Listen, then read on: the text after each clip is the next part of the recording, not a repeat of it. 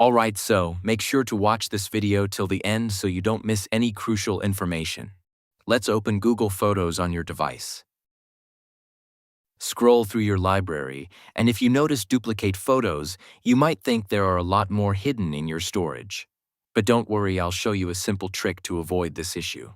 Now let's head over to a web browser and open the same Google Photos account.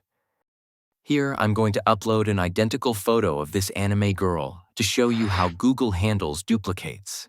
I'll hit the Upload Plus button in the top right corner. Select Import Photos, then Photo Library. Choose the image and tap Add. Now I'll refresh the page, and you'll notice that the photo doesn't appear twice.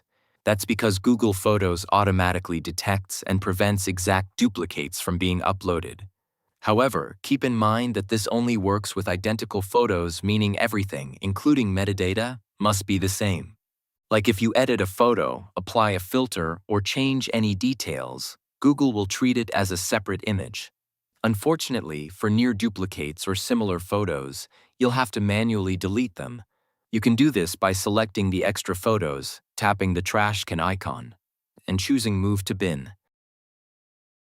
Now, some third-party websites claim they can scan your Google Photos and delete duplicates for you.